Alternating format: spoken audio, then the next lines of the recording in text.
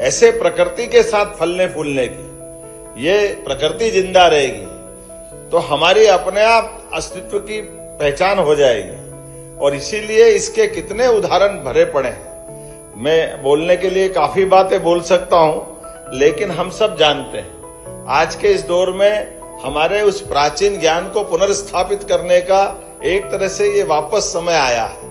जब हम रिसाइकल पे जाने की बात करेंगे, रीयूज पे जाने की बात करेंगे, तो कैसा समय आया है अपने आप। उसी प्रकार से जब न्यूनतम संसाधनों के आधार पर हम अपना बेहतर जीवन जी सकते हैं, और कितने प्रकार के उदाहरण भरे पड़े हैं। हम कल्पना करें 19वीं शताब्दी का रॉयल सोसाइटी के बीच, विद्वानों के बीच कोई बात रखो तो दुनिया मानती थी। अंग्रेजों के समय एक पद्धति प्रारंभ हो गई, पौधों में प्राण होते हैं, ये दुनिया मानती नहीं थी। लेकिन हमारी तो परमात्मा की दया से अलग प्रकार की सोच थी। जब जगदीश चंद्र बसु ने इस बात को रखा तो रॉयल सोसाइटी लंदन में उनने अपना इस प्रदर्शन में भाग लिया, और भाग लेकर के सबके सामने पौधों को उन्होंने अपने प्रकार से कैस्ट्रोग्राफ करके, यंत्र है जिसके माध्यम से पौधों में प्राण होते हैं, वो सिद्ध करके जब बताया तो उनको हाथों हाथ ले लिया, तालियां बजा करके उनका अभिनंदन किया, लंदन भर में स्वागत सत्कार आयोजित किए। पत्रकारों ने उनसे पूछा कि आपने कितना बड़ा काम किया है, ये दुनिया में पहली बार ध्यान में आया और आपका यहाँ कितना सम्मान हुआ। उनने सबको धन्यवाद कहा। उन्होंने कहा आपका भारत में भी बहुत, पूरे देश में सम्मान होगा। बोले मेरे भारत में सम्मान नहीं होगा। तो उन्होंने कहा क्यों, भारत वाले नहीं समझते इस बात को। बोले नहीं, ये बात तो सही है कि वो भारत वालों के लिए अलग प्रकार की दृष्टि है। हमारे गांव से गांव में अनपढ़ से अनपढ़ आदमी को मालूम है कि पौधे में प्राण होता है, तो आपको नहीं मालूम था, आपको बताने आया हूं।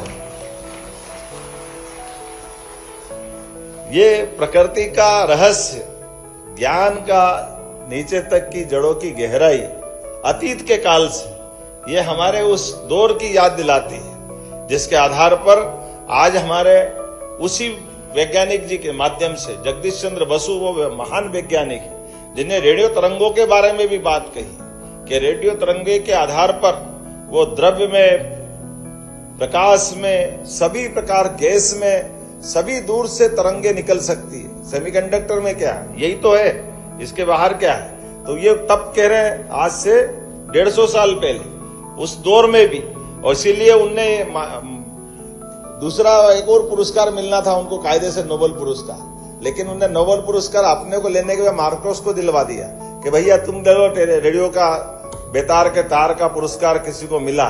तो वो अपने ज्ञान के आधार पर, कि केवल आपके सर्टिफिकेट से बात नहीं बनती, ये जो हमारी प्राचीन मान्यताएं हैं, उन मान्यताओं की सिद्धि हो रही है। और आप ताली बजा के माला पहन लो, हम अपने आप खुश हो जाएंगे।